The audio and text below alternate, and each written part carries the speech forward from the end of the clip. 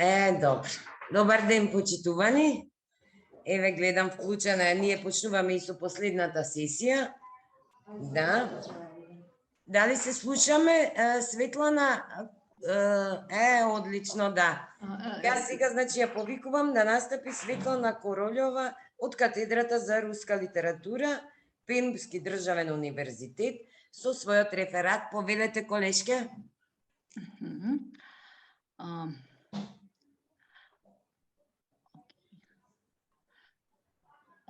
Здраво, драги колеги.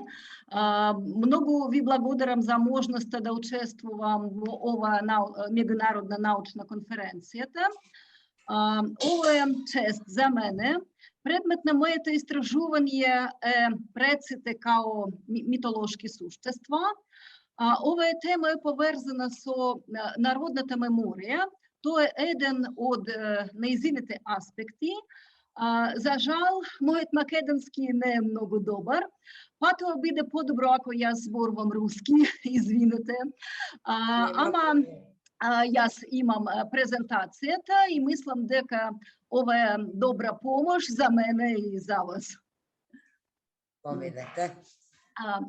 Традиционные мифологические представления привлекают внимание исследователей до сих пор, и в число задач, которые сегодня решают этнолингвисты и фольклористы, входит классификация состава мифологических персонажей внутри различных этнических традиций, выявление всего круга мотивов, связанных с мифологическими существами, и сопоставительный анализ как отдельных образов, так и целых демонологических систем. Ну, в частности, методика подобных исследований детально разрабатывается на широком славянском материале представителями Московской этнолингвистической школы.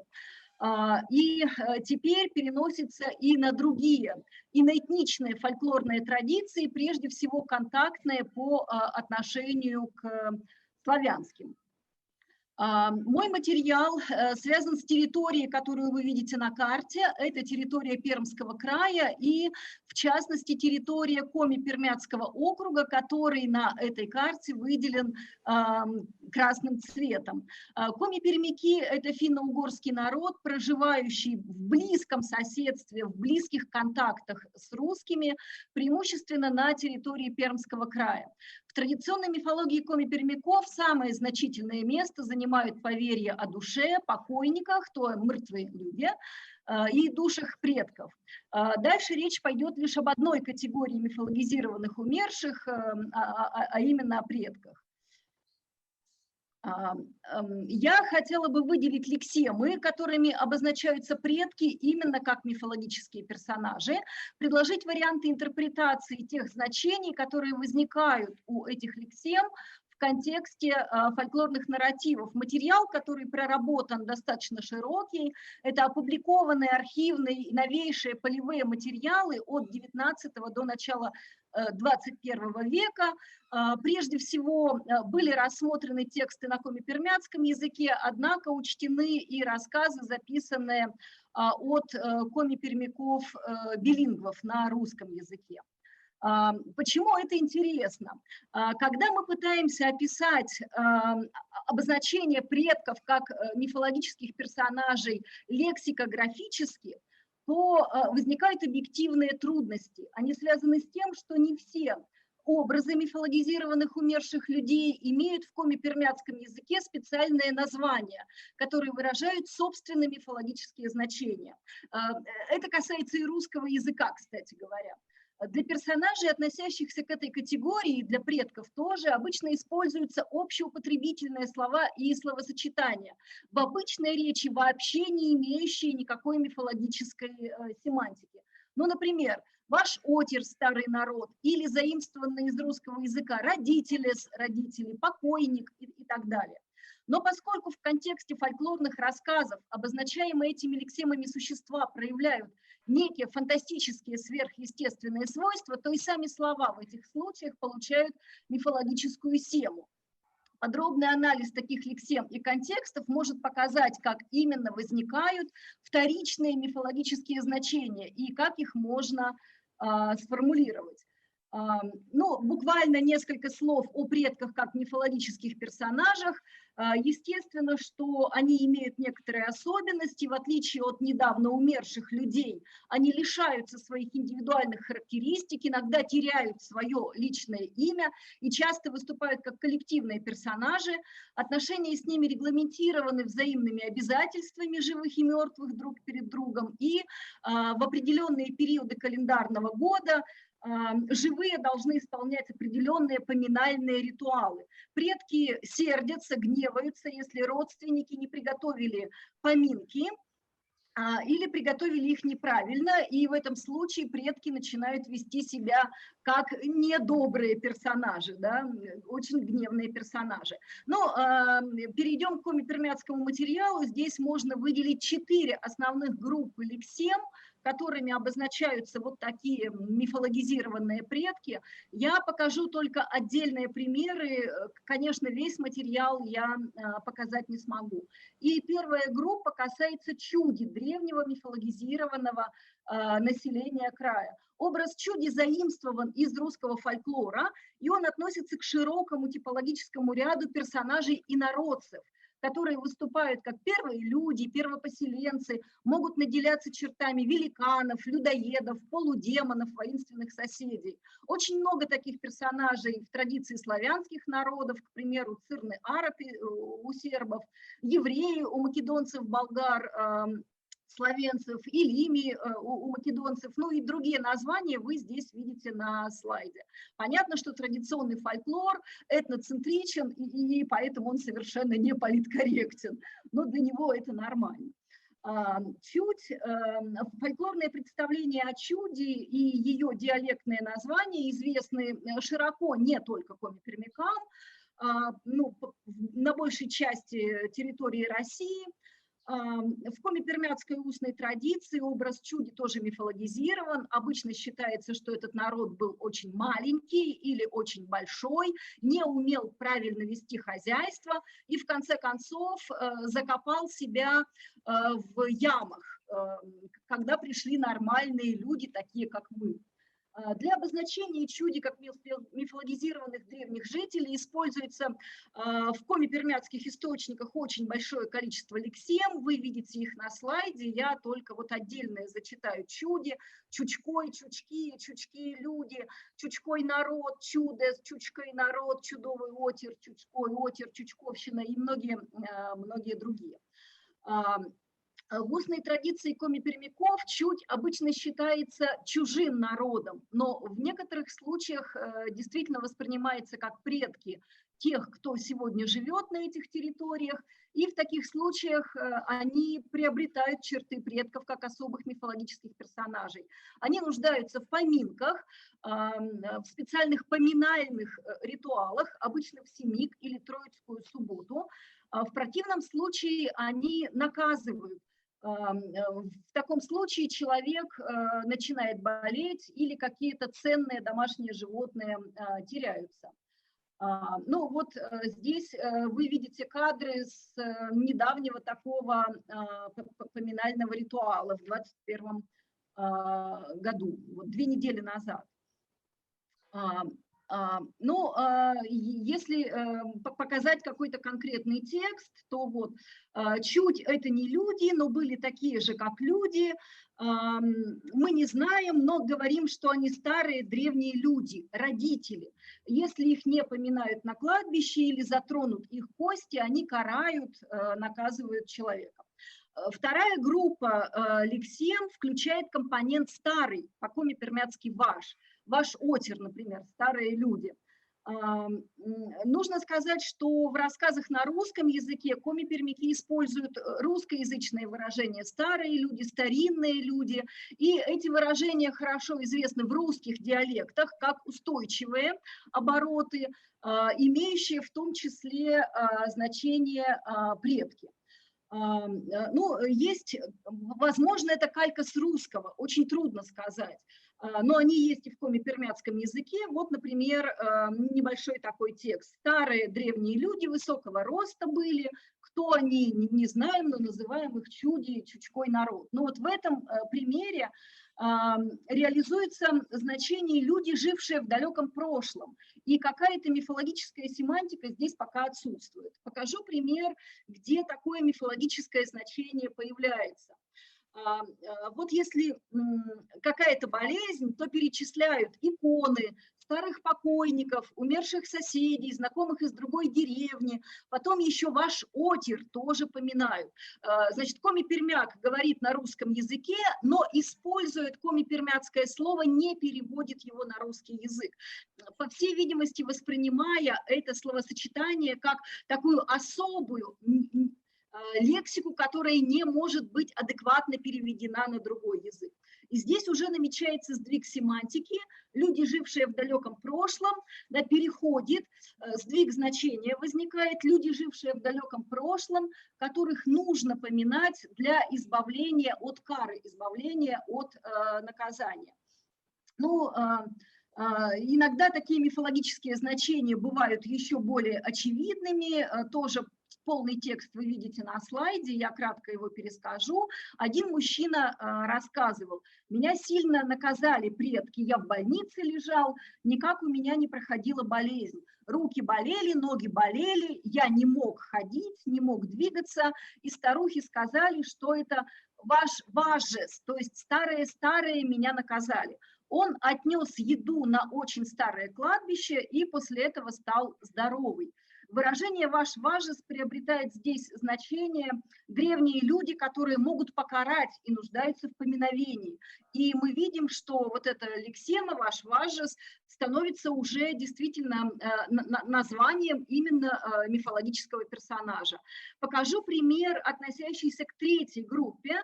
Это когда вот такие предки называются по микротопониму, то есть по названию какого-то старого кладбища, старого гробища. Да? Ну вот, например, у меня зуб когда-то болел в школе, в старших классах, неделю болит, бабушка у меня старенькая говорит: давай погадаем. Погадали, и точно, Мокины меня покарали, когда я в школе еще училась. Изначально слово Мокины обозначает людей, которые похоронены на Мокинском кладбище. Есть название Мокин у старой коми-пермяцкой деревни. Но в контексте мифологического рассказа у этой номинации возникает вторичное мифологическое значение. Те, кто похоронены на Мокинском кладбище, и могут наказать, могут покарать человека, послать ему болезнь. Но вот здесь вы видите фотографии 2011 года, опять же, с коллективных поминок. Ну и последняя группа, еще два небольших примера. Коллективные и родовые предки могут обозначаться у коми-пермяков русскими заимствованными словами: родителес, родители, и покойникес, покойники, то есть мертвелюги.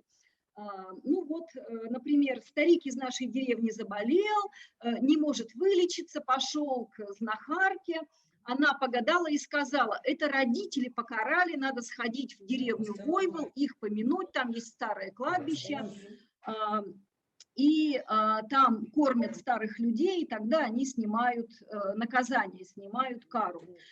Здесь одно из диалектных значений слова «родители», «предки», «древние люди» получает уже знакомое мифологическое развитие. Древние люди, которые могут наказать, покарать. Может быть, мы можем предположить, возможность подобного использования заимствованной лексемы «родители» определяется тем, что и в русских диалектах некоторых регионов у этого слова есть разные значения, в том числе широкое значение предки, умершие родственники, покойники. Ну, дальше опущу немножко, есть интересных примеров, когда вот такие коллективные предки, похороненные в братских могилах, тоже обозначаются словом «родители». Вообще наименование предков как мифологических персонажей терминами родства известно разным славянским народам. Например, украинское «деди», белорусское «дяды», польское «дяды» и некоторые другие примеры здесь можно было бы привести. Ну и еще один маленький пример связан со словом «покойник». поминают с молитвами, когда кара, когда наказание, когда покойник покарал. Покойник выступает здесь как мифологический персонаж, значение лексемы меняется. Это не просто умерший человек, но умерший человек, который может покарать, наказать, послать болезнь или какую-то другую неприятность. Ну и я очень торопилась, и теперь я перехожу к выводам. В качестве коллективных предков у коми-пермяков могут выступать первые жители края, Чудь, Чудность, Чудской народ. В название входит вторая группа названий, когда туда входит компонент ваш, то есть старый, например, ваш отер, важес, ваш важес. Номинации умерших, требующих поминовения, могут образовываться от микротопонимов, которыми обозначаются места легендарного самозахоронения древнего народа. Ну и, наконец, как наименование коллективных и родовых предков употребляются лексемы, заимствованные из русского языка, родители, покойникес. Трудность лексикографического описания подобных названий связана с тем, что обычно это общеупотребительные слова и словосочетания. Их мифологическая семантика вторична, она актуализируется только в определенных контекстах. И, кстати говоря, эти значения обычно не попадают в словари, не попадают в вокабуляры. Но мне хотелось показать, что эти вторичные значения можно лексикографировать и можно отражать в словарях, если мы ставим перед собой такую задачу. Номинации умерших в коми-пермякских фольклорно-мифологических рассказах о предках приобретают новое значение, в частности, люди, которых поминают для избавления от наказания, и люди, которые могут наказать и поэтому нуждаются в поминовении. Благодарам за внимание. Благодарам многу за интересното предавање, изложување, односно тие споредби нели со другите јазици. Мене малце ми недостасува, јас не сум лингвист. Се надевам дека ако имаме некоја дискусија, може би колешката Евелина Гушева ќе припомогне, да кажам, во околу вашето излагање. Сега ги повикувам колешките Марина Данаиловска и Марина Спасовска од Филолошки факултет до Тетово да настапат со своето излагање. Ви благодарам многу.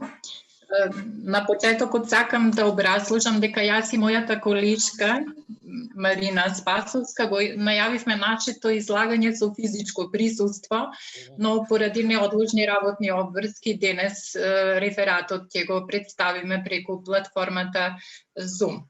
Во нашиот труд ќе се обидеме да ги проследиме сличностите и разликите во традиционалните верувања во двете различни религии, христијанската и муслиманската, односно верувањата кај македонското и албанското население на овие наши балкански простори. Нивното долговековно заедничко живење на иста територија допринело и до меѓусебно влијание во јазикот, културата и фолклорот. Вражиновски посочува дека народната традиција, религија и културата представуваат, цитирам, три сегменти на човечката цивилизација кои во својот историски развој заедно се испреплетуваат и надоврзуваат. Всушност, низ фолклорот се пресликува животот на народот, битисувањето, пречкиот порив на човекот, но и верувањата и религиозните практики. Неодменлив е податокот дека најстарите религиозни верувања се зачувани до денес, и тоа благодарејќи му на фолклорот. А од старата словенска паганска религија најсочувани се верувањата во демонските суштества. Во трудот ќе се осврнеме на верувањата во овие надприродни суштества и сили, како и на преданијата за нив кои заземаат значајно место во македонското народно творештво, но присутни се и во албанскиот фолклор. Сведоштвата на луѓето говорат за средбите со овие суштества и барањето начини за ослободување од нивното влијание. Овие верувања и творбите за нив се уште се актуелни во народната свест и на тој начин ја збогатуваат фолклорната традиција на овие наши простори, па затоа во нашето истражување ќе се сврнеме на ареалот на Република Северна Македонија, Република Албанија и Република Косово. Секако, дека овие верувања и не се исти кај народи, па затоа во интегралниот текст преку еден табеларен приказ ќе ги представиме надприродните суштества во македонскиот фолклор од една и во албанскиот фолклор од друга страна. Во таа табела ние ги представуваме на една страна оние кои не наштетуваат или му помагаат на човекот, а на друга страна ги представуваме оние кои или му прават зло, па дури доведуваат до смрт. И сега ќе почнам да ви ги представувам надприродните суштества кои ги забележам. Самовилите се најприсутни, најзастапени суштества во македонските верувања. Тие се надприродно убави женски суштества со многу долга коса, живеат и планини, покрај води, но и во облаците, и кон луѓето се однесуваат пријателски или непријателски, а стапуваат дури и во љубовни односи со момчињата. Имаме и јудите и стиите, кои што пак зголетени коси заплеткуваат и дават луѓе, значи трпи штета човекот од нивното влијание. Во албанскиот фолклор имаме флочка, тоа е нимфа во албанската митологија, представена како убава девојка со долга коса која живее во езера и бунари, и луѓето што живеат во близина на Охридско езеро веруваат дека таа живее во стаклена куќа под водата и дека излегува како силна светлина секој ден. Тие сведоштва говорат, неја ја сретнавме и со други именувања како Грштеза, Нусе Малив, во превод значи невести од планината, Нусе Ујераве, невести од водопадот. На темната страна во албанскиот фолклор ја забележавме Јашта Смет. Се верува дека е девојка која што живее во планината, грабнува момчиња, може и девојка, ги носи во планината и игра со нив, ги изморува се додека тие не умрат. Сега одиме со наречници во македонскиот фолклор. 3 жени, знаеме, кои на третата вечер им ја определуваат судбината на новороденчињата, но од навите народот си видел мака, тоа се самовили кои што ги мачат леунките, и имаме сведоштва кои говорат за преземање на разни религиозни практики за заштита на леунките од влијанието на навите. Во албанскиот фолклор исто така ги забележавме наречниците кои се нарекуваат Фатет и Орат во Албанија. Тоа се 3 жени кои на третата вечер од раѓањето на детето му ја предскажуваат судбината. Третата вечер таму вели се прави прослава која нарекуваат поганиче, се крши леп над колевката на детето. Ова се практикува само кај православните христијани кои што живеат во Северна Албанија и кај арбрешите во Италија. Но го најдовме и именувањето Нна Евотрас, што во превод би значило мајка на куќата. Во македонскиот фолклор, како оној кој не прави штета, го сретнавме змеот, суштество со надприродни можности, кој ги чува посевите од непријателски суштества и природни стихи. Се верувало, нели во преданијата е кажано дека многу жени раѓале деца со крилца под мичка и тие биле змевчиња, но мајката не треба никому да каже до 40 дни, во спротивно змевчето ќе си одлетело.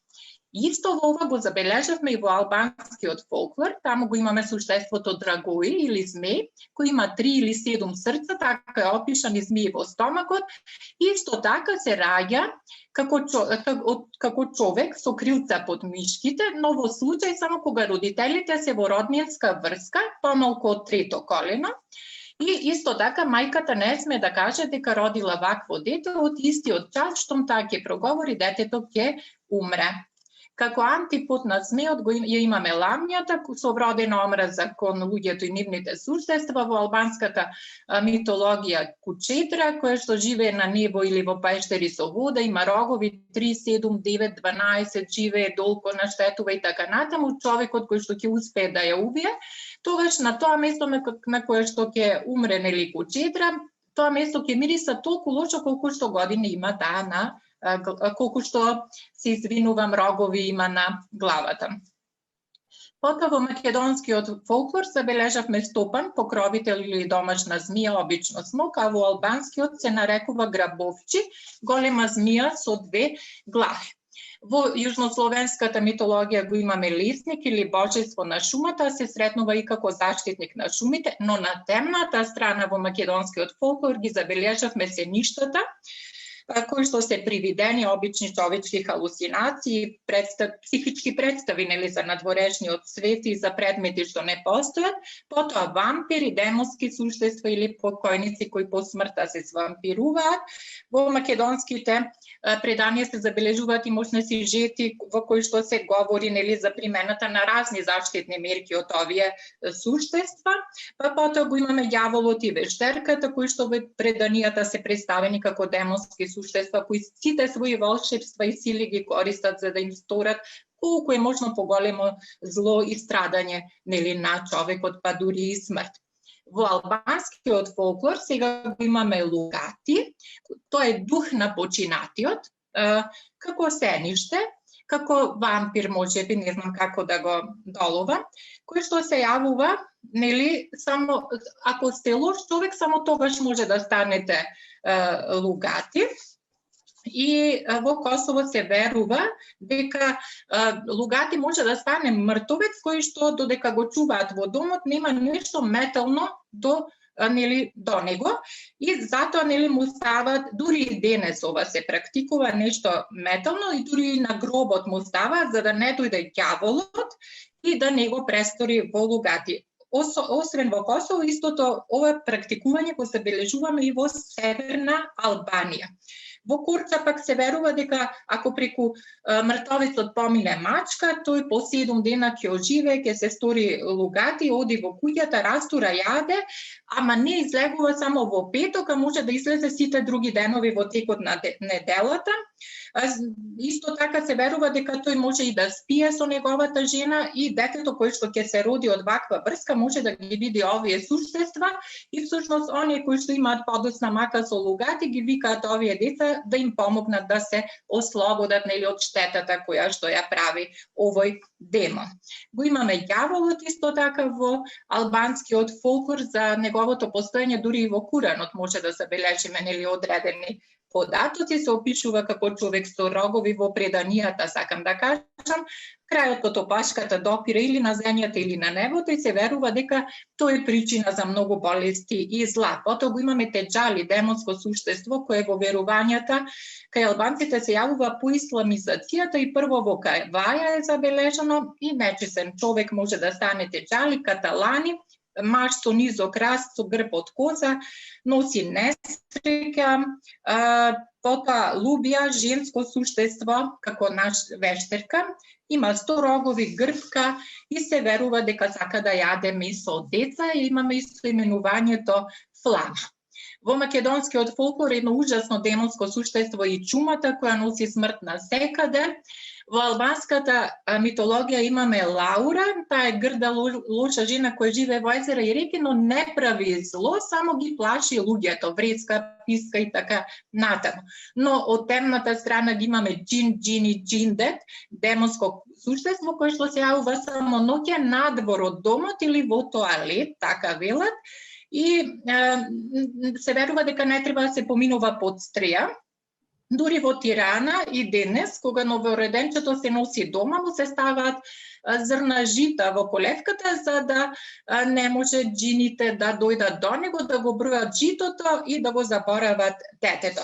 Ние забележавме едно сведоштво од Порој, од поново време едно тетовско село, во кое што се вели дека една жена Барија Алију или Хасаница,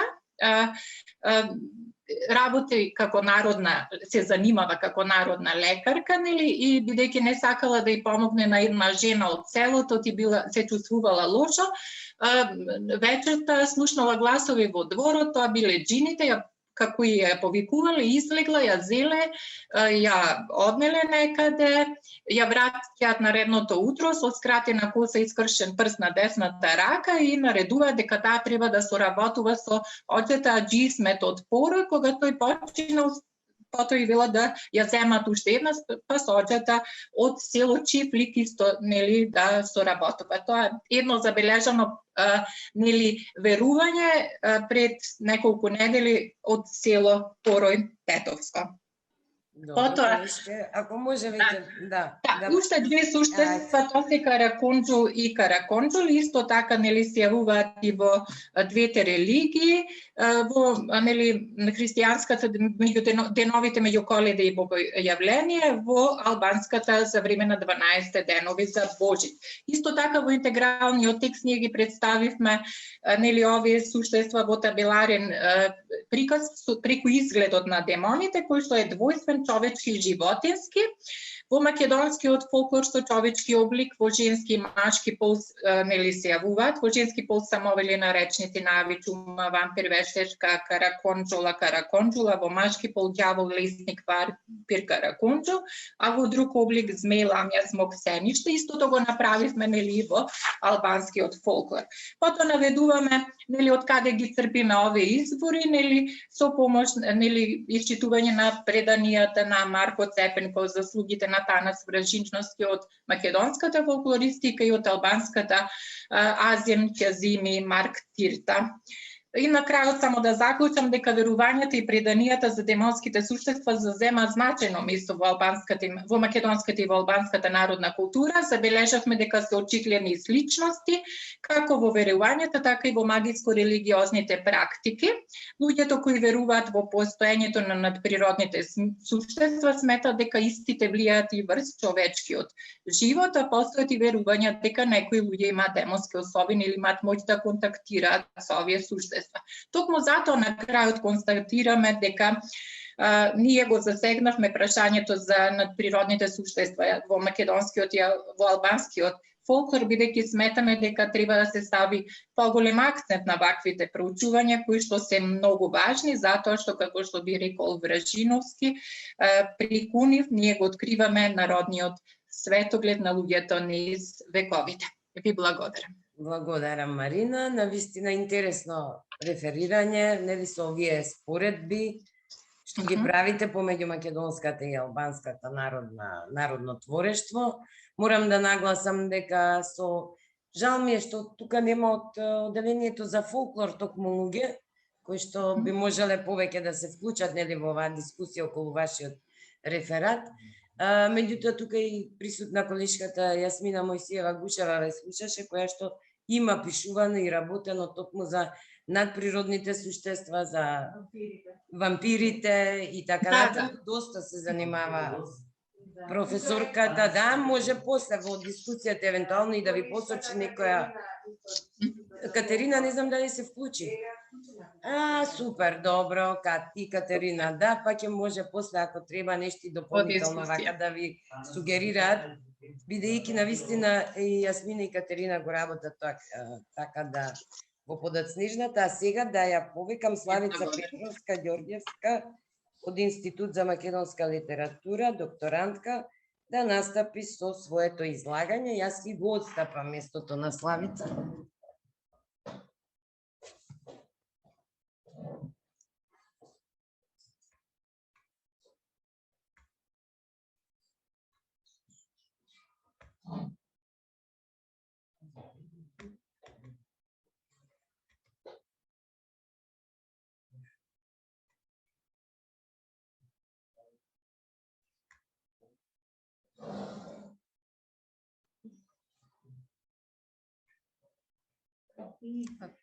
Презентација само да.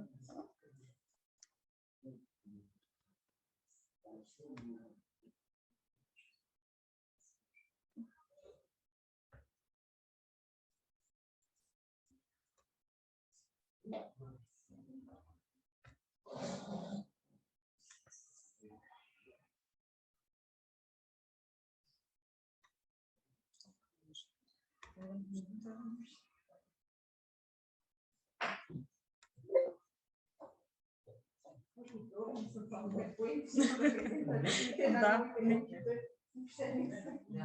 Мора апдейт, веројатно. Не знам дали се гледа. Да. Ајде вака ќе го тргнам само. Да, ма. Да видам. Уште еднаш само. Добро сега. Се извинувам.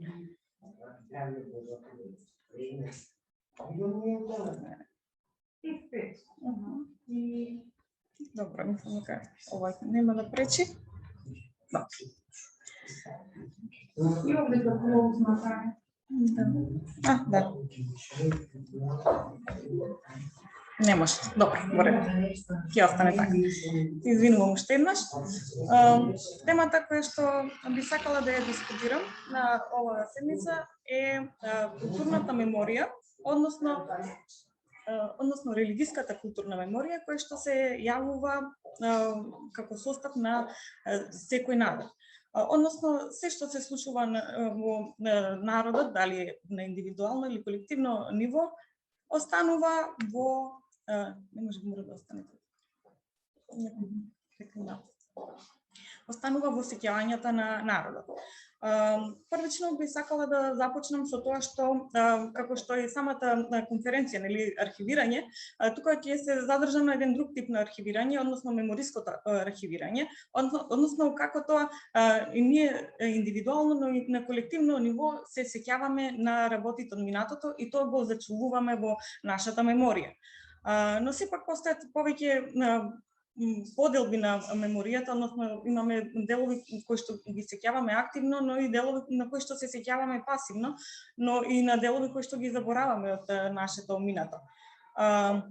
Како тема на разговор ја поставив драмата, револуционерната драма од крајот на 19-тиот и почетокот на 20-тиот век, на која што, како што и самото кажува, е револуционерна, односно се представува борбата на македонскиот народ за самобитност, но и тука се гледат оние христијански елементи и мотиви кои што ги гледаме во претходниот период, односно во почетокот на 19-тиот век во просветителството многу повеќе, за разлика од тука, а да не зборуваме и за во средновековниот период, каде што се во духот и во името на христијанството, но и тука има одредени мотиви, алузии кои што наведуваат дека сепак христијанството е составен дел на самиот народ и на самата општество.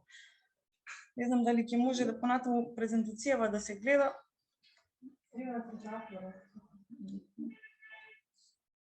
Ајде вака да пробам. Добро, може. Во револуционерните драми се среќава различен тип на културна меморија вткаена во битот на македонскиот народ. Го среќаваме во неколку типа на облици, односно преку чинот на потурчувањето, како еден од главните теми кои што се разработуваат, особено во драмите на Чернодрински. Понатаму чествувањето на христијанските празници, во голем дел од нив го гледаме на чествувањето како еден дел од битот на народот, односно како го чествуваат Великден, многу често е представено во овие драми, но секако и други празници. Понатаму имаме драмските ликови кои што се застапени во овие драми, многу често во нив има и црковни лица, односно централно место секако заземаат поповите, но се наоѓаат и други црковни лица, како и лица кои што се поврзани на некој начин повеќе со христијанството, како што се на пример аџиите. Поповите имаат во некои драми централна улога, но и во некои и не. Главно во Црне војвода е централен лик самиот поп, односно попот Цеко, кој што го убиваат, но понатаму имаме и уште еден поп кој што го погребува неговиот колега поп Петре. Понатаму поп Митре од главата си патиме, од робот е Агата, отец Теодоси и така натаму. Читањето на сегменти од Евангелијата исто така се застапени во овие драми, кои што секако нели во самиот чин со тоа што се представено во нив има многу често и одење во црква, што на некој начин секако и на некој начин продолжување на христијанското верување и религија, кое што во тој период им било многу значајно, бидејќи сепак тоа било она што ги разликувало, кое што ни го давало идентитетот на самиот народ. Во драмата Црне војвода, попот Петре, при погребувањето на својот колега, односно поп Цеко, чита еден дел од Евангелието по Јован. што исто така е на некој начин поврзување и на некој начин културно или религиска меморија на она што е минатото. Понатаму имаме како религиски елементи, до некаде може да кажеме и народни елементи, се поздравувањата, благословите, клетвите кои што исто така се многу застапени, особено во драмата Црне војвода и во драмите на Молеров, како што знаеме тие се познати фолклористи кои што освен со драми се занимавали со фолклористика. Понатаму исто така имаме уште еден тип на представување на христијанството како еден вид на културна меморија која што се зачувала во тој период, односно одбивањето на прекинувањето на образованието на младите на црковното училиште за да се замени со световно училиште, односно луѓето биле толку приврзани со религијата, бидејќи чувствувале како единствен излез од се што било во тој период, така што не сакале да започнат еден нов световен начин на образование, односно да одат напред, да ги разгледат новите перспективи кои што се нудат, туку биле некако конзервативни и сакале да го зачуваат она што било од минатото, зашто има и цели дилеми и полемики во самата драма, која што е доста интересна за тоа да се направи еден антипод на размислувањата на младите и на постарите, односно на една генерација и друга, односно сеќавањето на младите и сеќавањето на постарите за таа културна меморија која што треба да се продолжи. Односно тука може да се забележат различни типови на сеќавања, односно едно исто, кое што е христијанската религија, како на пример повозрасната генерација се сеќава на тоа како треба да се продолжи и оно како мислат помладите дека тоа треба да се продолжи, односно дека треба да се направи некоја измена во сето тоа што треба да оди понатаму. Културната меморија, ова е една општа поделба која што е според теоријата на Јан Асман, односно имаме меморија која што се дели на индивидуална и колективна, затоа што индивидуалната може да биде експлицитна и имплицитна, додека колективната е комуникативна и културна. Јас тука се задржувам повеќе на културната меморија, која што секако под неја спаѓа и религиската меморија, односно она што останува во колективната свест на народот, тука представено преку делата од револуционерниот период на македонската драма, односно крајот на 19-тиот и почетокот на 20-тиот век. Културната меморија исто така го проучува помнењето и заборавањето. Тоа е исто така еден феномен кој што носи многу понатаму различни својства и различни перспективи на тоа што и како помниме. Односно помнењето може да биде активно и пасивно, како што и заборавањето може да биде активно и пасивно, со тоа и да имаме различен поглед на една иста работа. Тука имам представено еден сегмент од драмата Робот и Агата, каде што може да го видиме тој антипод на помнење и заборавање, односно во првиот дел е представен бунтот против потурчувањето, а во вториот дел заборавањето, односно потурчувањето, прифаќањето на потурчувањето, односно прифаќањето на новата вера и новиот идентитет. Во првиот дел се обраќа една од девојките која што е потурчена во тој момент, односно Велика, каде што вели: "Жив е Господ, нема да загиниме, не плашете се. Саде држете се мъжки, се може да ни земи, ама честа наша и верата, до кога тупат срце, не треба да остајме. Вие сте помали, затоа пострашливи, треба да ме слушате мене. Рисјанки сме и рисјанки треба да умреме." Додека од друга страна имаме еден дел од разговорот помеѓу Омер Ага и неговиот брат Садрија, каде што Омер Ага му објаснува на својот брат дека неговата мајка уствари била потурчена македонка, каде што вели: "Ти мал беше кога татко умре, ама мајка ти ја паметиш убо. Потурчена беше, ама верата турска ја крепеше по убо од туркиња." Тука можеме да забележиме како една културна меморија влие кај две посебни индивидуи. Односно, на едната страна се чувства е задржано помнењето на она што било во минатото и се сака да се продолжи понатаму, додека во другата страна доаѓа заборавањето, односно со тоа што имаме заборавање на една културна меморија, на некој начин доаѓа до преобразување во нов сегмент од меморијата, односно добиваме ново осеќавање на она што понатаму ќе се развива. Исто така, како што споменав и претходно, имаше во овие драми се доста застапени благословите и поздравите како едни од доста поврзаните делови од општеството на македонскиот народ, односно не ни постои барем во тој период разговор помеѓу луѓето каде што не се благословувало, но исто така и клетвите. Дури и во клетвите имаме периоди каде што делови од драмите каде што при кога се колне се споменува Господ. На некој начин сепак христијанството, но и самата религија е поврзана и во овие драми. Тоа би било се.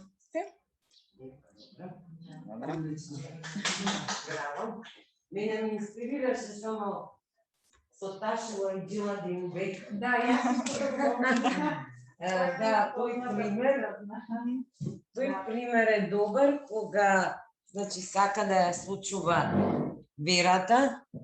дури изградил капела. Да, меѓутоа Ташула нели ги не дозволува да роди пород за да не ја продолжи Дури се казната дека се го убила детето, дека си го убила, да, тоа е тоа, мислам, тоа е ете така една студија од Евтим Спространов за Джиладин Бек баш посветена, голема студија. И каде што тоа е навистина толку карактеристично, значи да си го убиеш породот, за да дека таа била потурчена, меѓутоа да не оди тоа понатаму. Наводно не ја примила. Така, да. Нели има и тоа е многу убава присутна и многу убава приказна. Да. Има повеќе.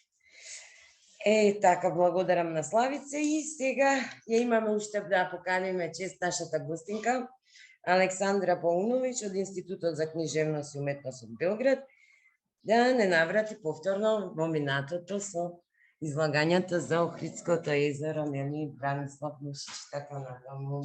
Hvala lepo. Ja sam vam spremila arhivski materijal, sad ćemo vidjeti kako ćemo se snaći. Uz tople pozdrave iz Beograda, još jednom čestitam vam jubilej i dobar dan svima. Hvala kolege na strpljenju. Ja ću početi svoje izlaganje. Ono je zapravo bilo podstaknuto prisustvom Ohridskog jezera kao geokulturalnog predela u srpskoj književnosti i kulturi, a potom i pitanjem, dakle, mogu li se sada svi ti tekstovi, odnosno beleške putovanja, ratni izveštaj, reportaže različitog tipa, sada već sa distance od 100 godina od vremena kada su nastale ili manje, posmatrati kao jedan virtuelni arhiv, odnosno kao proces nastanka značenja mesta, odnosno mapiranje određenog reala unutar srpske književnosti. Još i Branislav Nušić, posmatrajući ostatke crkava na Ohridskom jezeru, primetio: starine Ohridske čekaju nekog vrednijeg i spretnijeg od mene, jer ja sam zabeležio samo koliko sam umeo, a to nije sve, a nije ni mnogo. Ovo što sada vidimo, to je prva stranica Nušićevog putopisa kraj obala Ohridskog jezera, beleške sa putovanja, koje su nastale 1892. godine, a potom su izdate 1894. godine.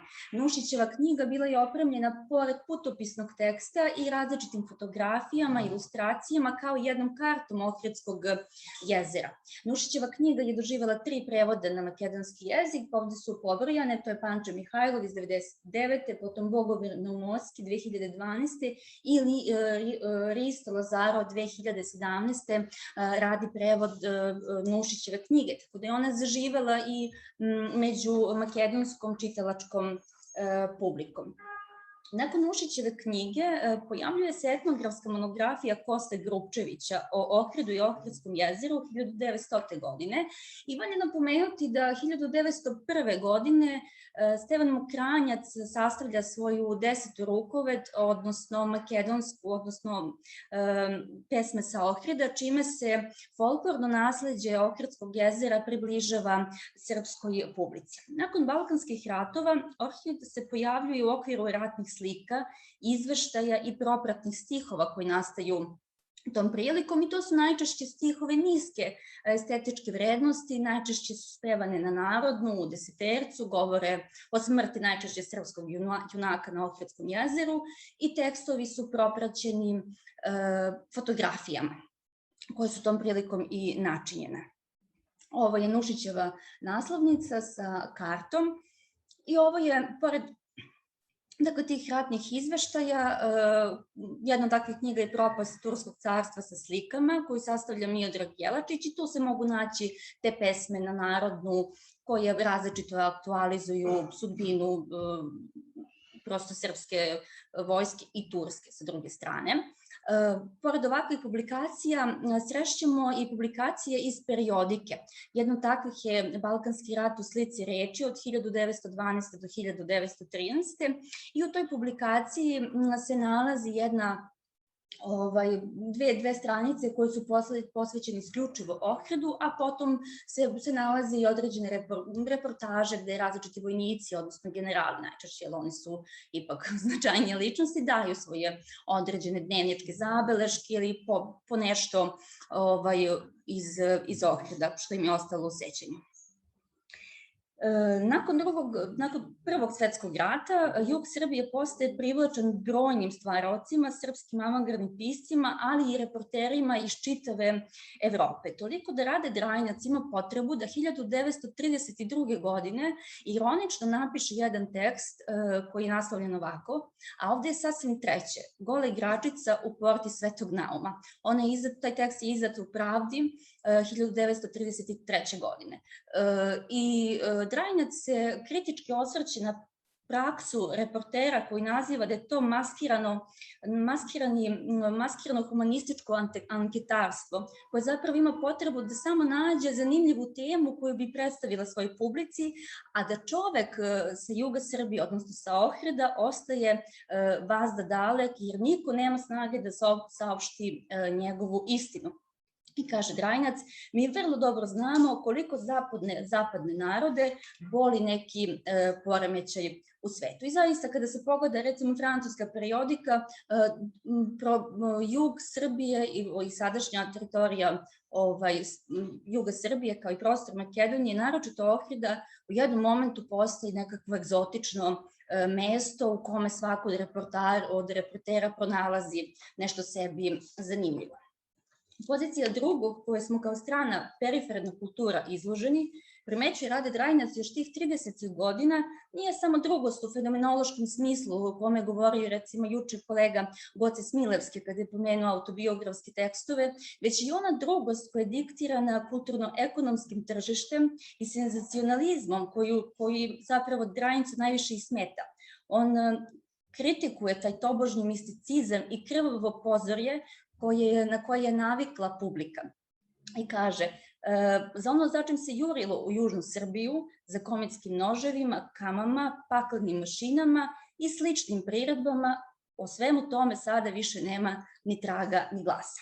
Nakon Prvog svetskog rata, pored Rinčevih brojnih reportaža koje Gojko Težić objavljuje 1999. godine, u okviru njegove putopisne knjige Putujem, nastaju i mnogi drugi tekstovi koji nisu usko književni profilisani. Naprotiv, tu su mnogobrojne istraživanja istoričara kulture, etnografa, geografa, kao i folklorista koji se trude da prostor Ohrida približe i da ga opišu. Pa su tu recimo Jovan Hadži Vasiljević, Ohrid iz 22. Stevan Simić, 1925. Ohrid, opis grada i okoline, Milivoj Petrović, šta kazuju starine iz 1925. Milan Zloković, Stare crkve u oblasti Prespe i Ohrida, 25. Stanislav Krakov, kroz južnu Srbiju, 1926.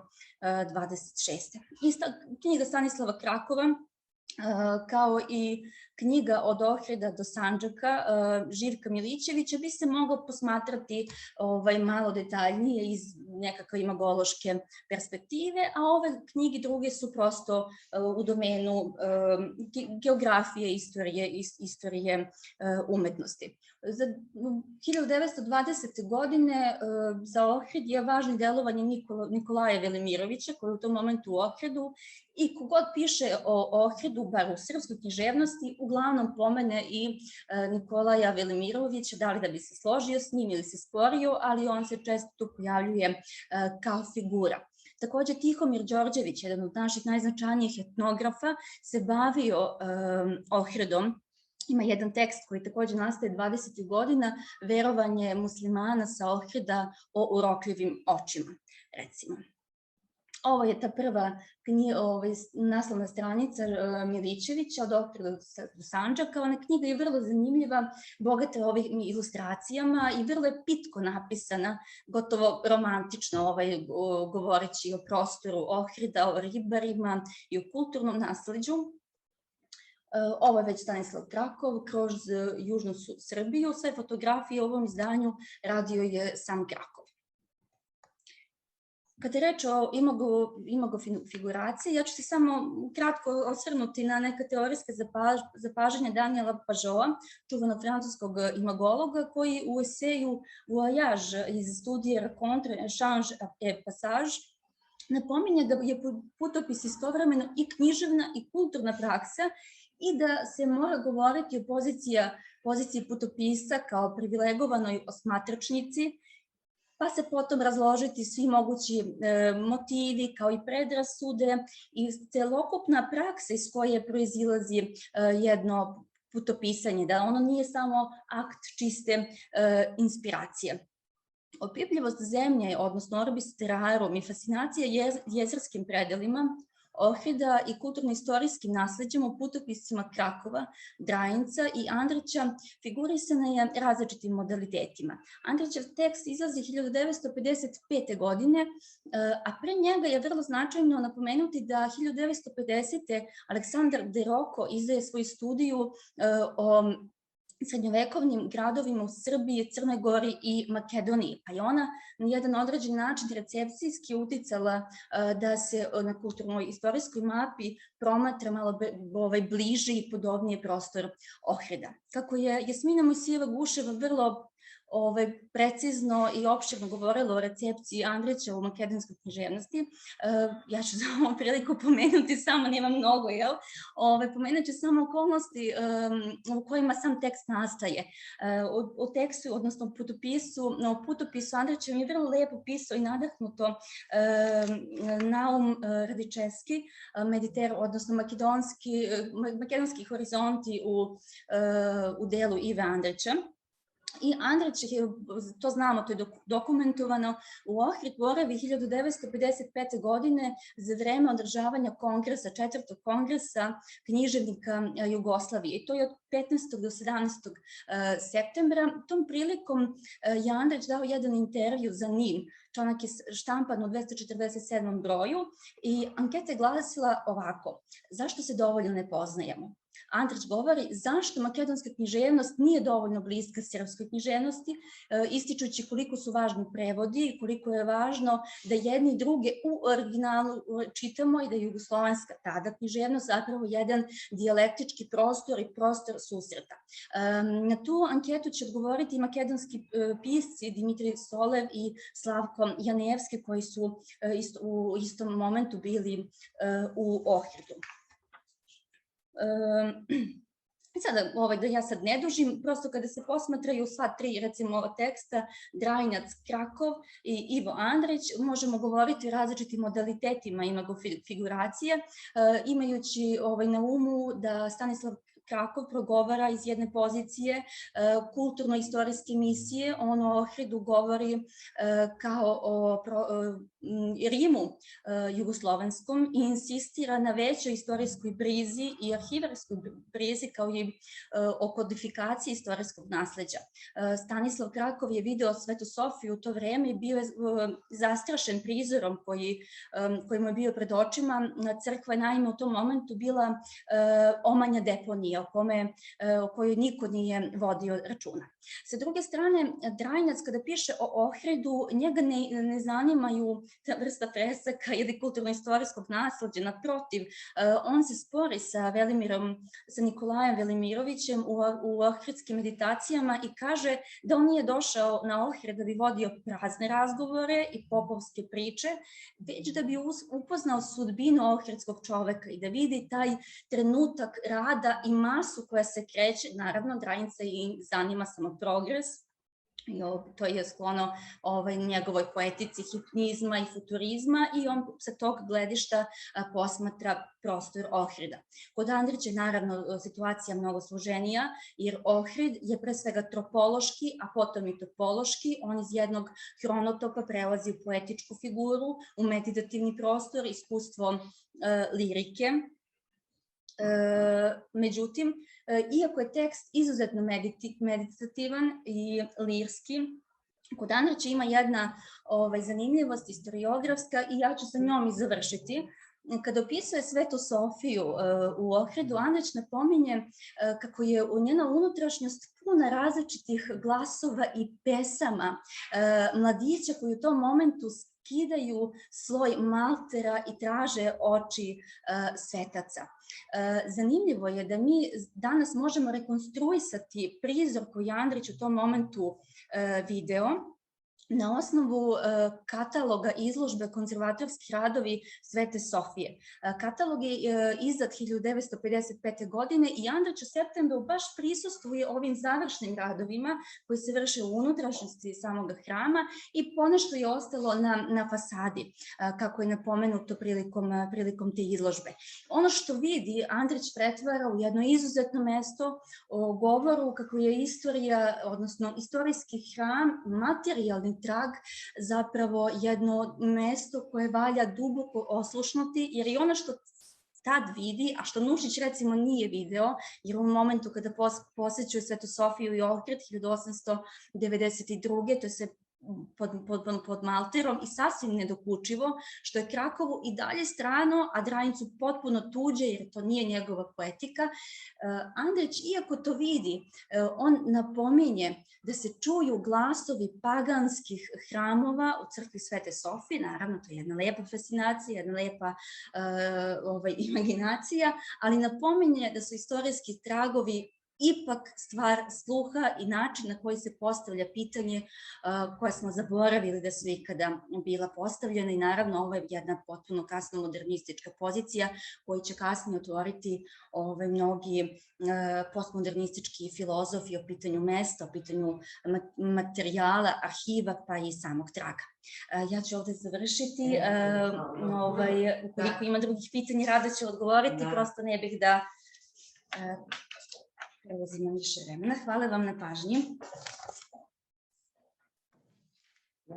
И благодарам на колешката многу за ова вонредно излагање. Драго ми е кога гледам млади луѓе кои што работат со жар по архивските материјали и кои што се заинтересирани еве за минатото. Ова коинцидира на еден начин со вчерашната дискусија што имавме на крај, кај Блаже Коневски сесијата, нели, за тоа колку порано се познававме, еве и во минатото, докази се, нели. Јас тоа некако вчера посебно имав чувство, бидејќи до мене седеше колегата Крамарич од Хрватска, настапуваше Радомир од Србија, беше вклучена на Мите од Словенија, го доживеав тој мини југословенски простор, колку порано бевме повеќе запознаени со нашата култура, колку сега ми недостасува сето тоа. И вака, кога имаме вакви соработки за афирмација на нашето културно богатство, и кога било во заедништво, и кога било во некои други околности, нели Нушич, кога бил Македонија била под османлиска власт, да кажам, потоа со поделбата на Македонија, или овој дел од територијата била под српска, меѓутоа сепак тие записи се значајни воопшто за согледбите на континуитетот, нели на културниот развој на македонскиот простор. Така да беше интересна сесијава, мислам, многу убави реферати. Јас се извинувам на некои од колегите, бидејќи не сум лингвист, па не можам во лабочина да навлезам на нивните трудови. или што беа од областа баш на фолклористиката. Меѓутоа, еве, ако сака некој нешто да надополни, јас ги прозвав, нели, несвесно, колешката Лилјана и Јасмина со одредените теми што се занимава. Ако сакате нешто да дополните, да кажете, или колега, или ако имате нешто. Лиле, ако имаш нешто, или Јасмина, би ве повикала тука, нели, за да можат да ве видат колегите на кои што би реферирале. Ако не, ајде.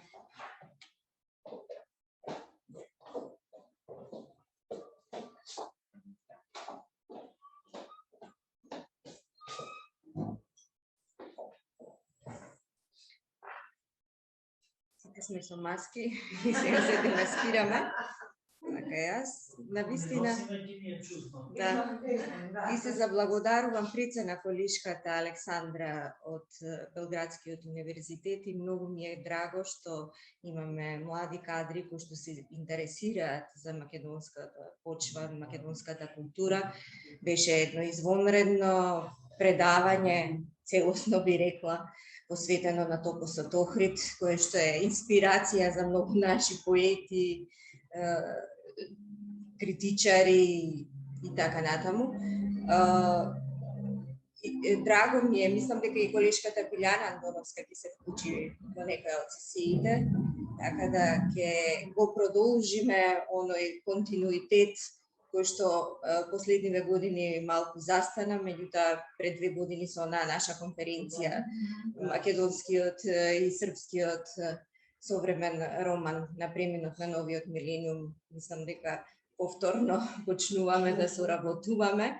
Јас инаку долги години се занимавам и ја проследувам врските ги проследувам културни и книжевни македонско-српски и можам ете од таа моја експертиза и библиографии и трудови низ годините да констатирам дека навистина тие врски беа многу плодни и беа најсилни македонско-српските врски од сите тие јужнословенски врски, вклучувајќи ги тука и бугарските врски, доминантни беа сепак поврзувањата меѓу македонските и српските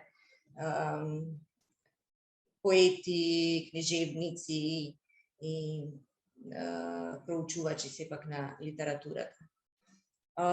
Не би имала некое прашање за колешката, затоа што навистина исцрпно од сите аспекти едно културолошко видување ни даде на топосот Охрид. Само сакав да го истакнам рефератот, навистина импонираше што така студиозно го проследи целото прашање. Имаше и други доста добри реферати. Повелете, сакате нешто да... Не, завршите да ćemo dio prositi. Да. Би го истакнала рефератот исто така на колешката Славица, која што е наша нова колешка од Институтот за македонска литература, така во иднина ќе соработувате и ќе запознавате нови имиња од нашиот институт. Навистина исто така убаво проследување на драмата и за христијанските елементи во македонската драма од 19. век. За оно за што ме прозвавте тука на некој начин, да, затоа што имам, да, исто и пишувано, иако не сум фолклорист по вокација, меѓутоа ме интересирале секогаш тие демонски митолошки суштества и блиска ми е таа тематика. Не знам дали ме слуша колешката од Тетово. Не би било... Да, тука сум ве слушам, да, тука сум вклучена сум. Да, Марина, да. Навистина дадовте и вие едно исцрпно гледање околу тоа кои се позитивни, така дуалистички ги поделивте позитивни и негативни митолошки суштества, ма мислам дека во символиката не постои такво делење. Сепак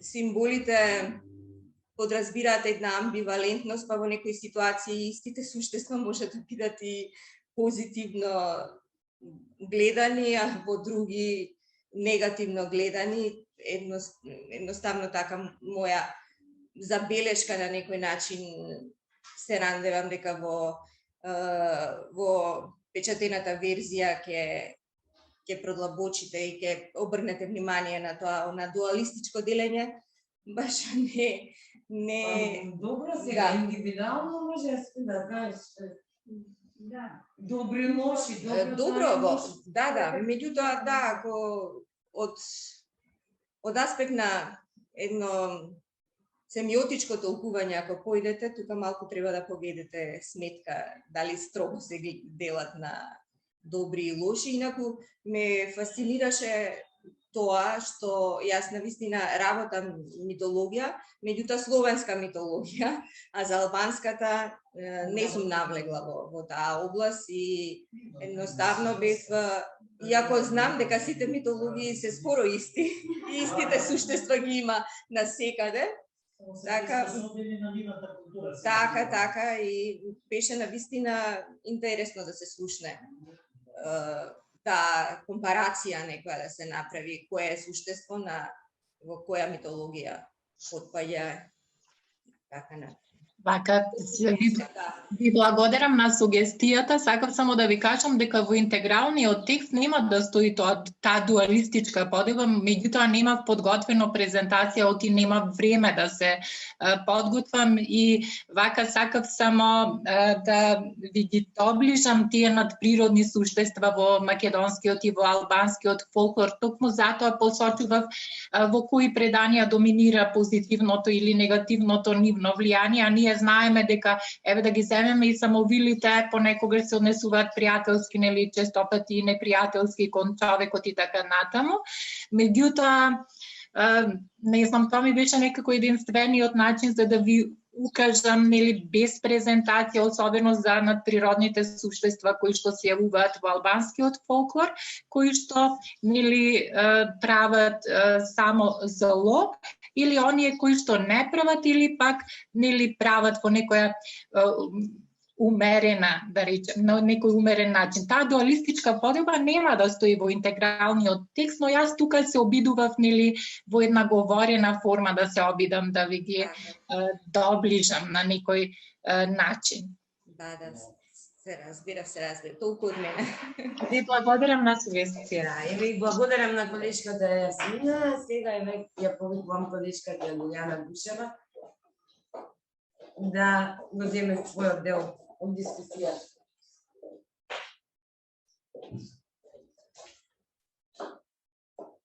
Да, благодарам на сите референти и благодарам на сите што учествува. Навистина имавме многу убава сесија, многу интересни работи слушнавме.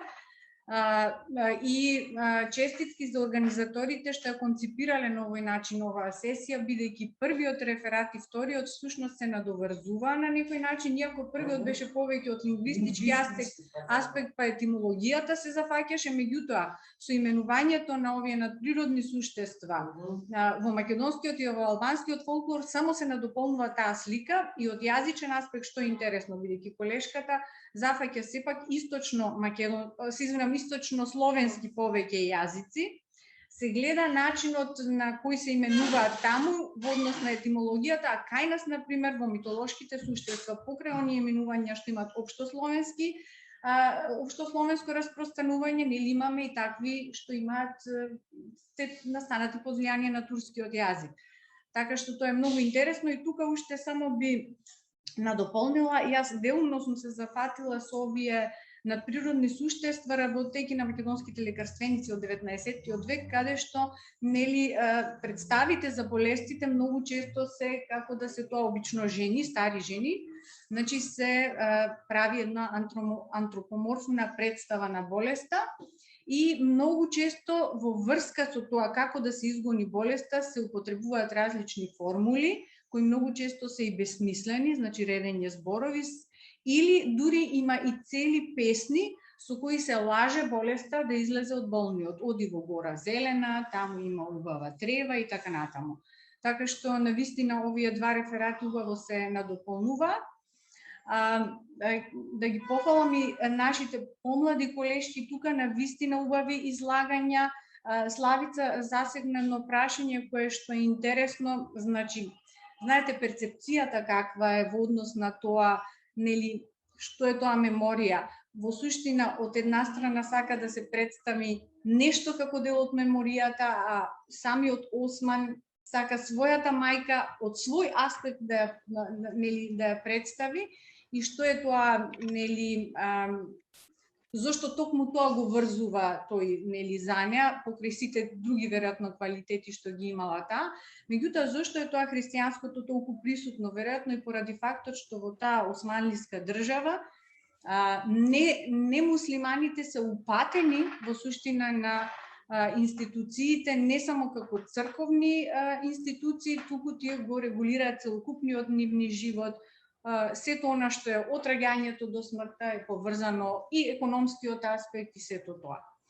И конечно, навистина интересно излагање на колешката Александра. Особено ми е интересно тоа, мислам дека е многу важно што го споменавте, ова сеќавање на Иво Андрич, бидејќи Иво Андрич се наоѓа и точно кога посетува Света Софија во еден клучен момент кога се на територијата на цела Македонија, но особено во градот Охрид се одвива голема масовна акција за реставрација на културното наследство кое било навистина во страшна состојба претходно. Особено споменавте, Света Софија била и воен магазин, за жал и депонија претворена во изминатиот период. Меѓутоа, што е друго важно кај Иво Андрич во тоа кажување, покрај тој да речеме аспект што го споменавте вие, тој е одушевен од акустиката на Света Софија. Всушност тоа мешање на гласовите на младите момчиња качени по скелињата, нели? Тој го доловува и тој момент на таа извонредна акустичност. Секој што влегол во Света Софија знае дека еден изговорен глас го слушате од различни агли дека доаѓа и тој токму го забележал тој момент. Така што навистина убаво што сте го извлекле токму тој момент, бидејќи го лоцира во времето кога на некој начин изникнува сето тоа богатство повторно на виделина. За жал, дотогаш непознато и неслучајно голем број историчари на уметност од следниот период, 60-тите години, на почетокот на 60-тите години, британски научници кажуваат дека не може да се проучува византиската уметност, не може да се проучува ренесансата, дури ако не се познава, нели, културното богатство на Македонија и особено овие, нели, Охрид, сето она што го нуди. Ви благодарам на сите, се надевам не ме предолга. Не, благодарам. Ајде, и колегата Илија. Да. Така. Како прво да ги поздравам Марините, не едната Марина, двете се авторки, така, нели? Да. Јас сум под свежа импресија од Марина од текст за во Спектар како главен уредник, добив текст на некој начин по сличен аспект на проследување на албанско-македонските на некој начин сопаѓања во тие што народни, што книжевни, што културни прелевања една во друга култура, самото тоа што живееме едни до други, едни со други, се гледа на најуспешен начин како се изнашла методологијата да се представи во случајот таа митска проекција, би кажал, помеѓу за исти појави митски во албанската традиција и во македонската традиција. Едната низ христијанскиот аспект на просудување, на воспремање, другиот на не само муслиманскиот, туку и тоа така наречено обичајни, да речеме, народни наративи и доживувања. И сметам дека овој реферат ќе биде многу интересен, кој ќе се објави за сега се почестите компаративни проследувања помеѓу едната и другата култура. Сакам да го поздравам излагањето на колешката Александра од Белград. Таа не е за прв пат тука. Јас се сеќавам на, ако не се лажам, и за критиката бевте присутни. Се сеќавам и на тогашното ваше излагање. Веќе кај вас почувствувавме еден зрел пристап на како да ги пренесете на некој начин вашите согледби од она што како се пренесувал флуидот на Охрид во едно време во кое што вие го застапувате, тоа е периодот околу Балканските војни, околу Првата светска војна, кога на овие простори се случуваат ужасно контраверзни, премрежни состојби. Ете, гледате како тој флуид од Охрид произлегува да се напојуваат и духовните расположенија покрај оние сите други аспекти, нели, што ги има војната, премрежијата.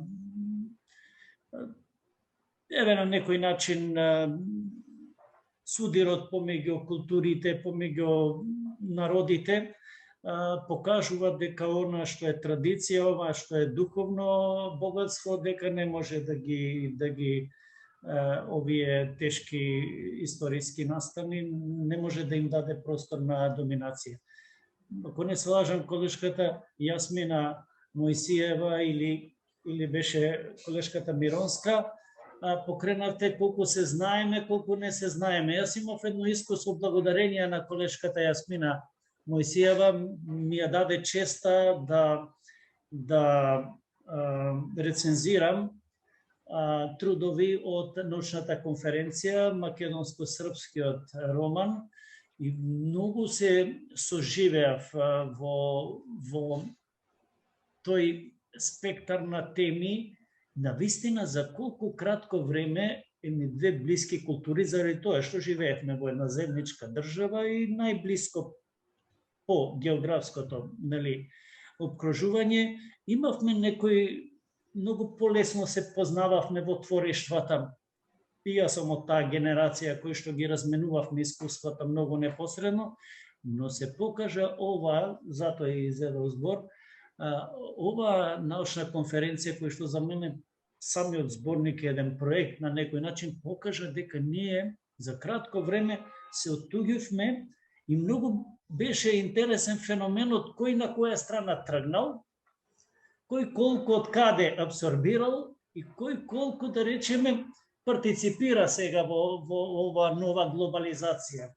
Колку и да сакаме политички да го ограничуваме овој простор на некаков си Западен Балкан, не е така. Напротив, тие култури, заради општествениот систем во кој што живееме, беа многу отворени и тие абсорбира и партиципира во сите процеси што се случува во европските, зборам поготово средноевропските.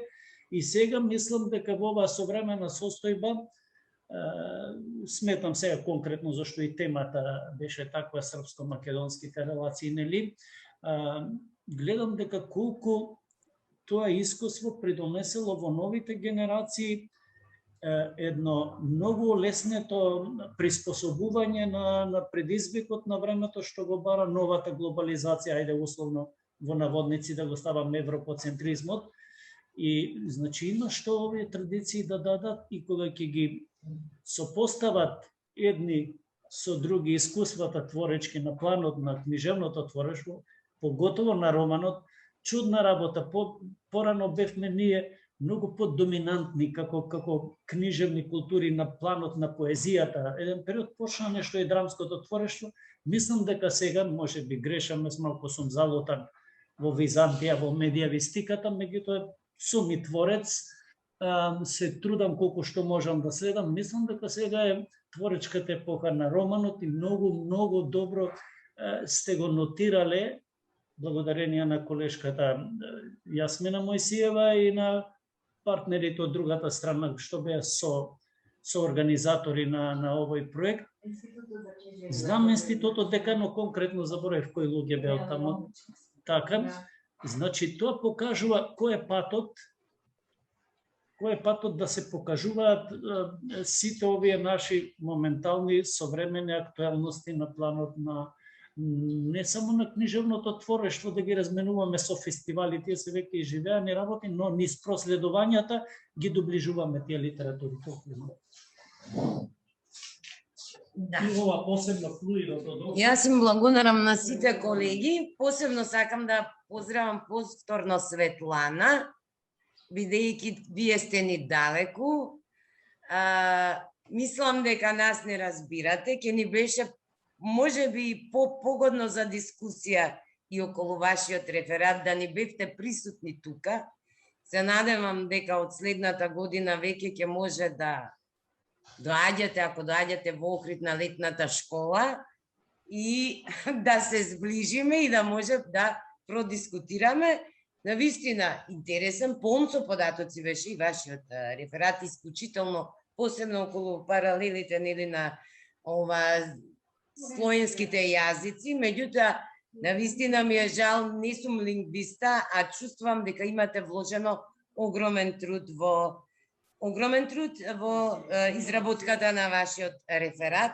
Се надевам дека кога ќе биде отпечатен, ќе најде на поширока вака, да речам, дебата и интерес кај другите, кај читателската публика.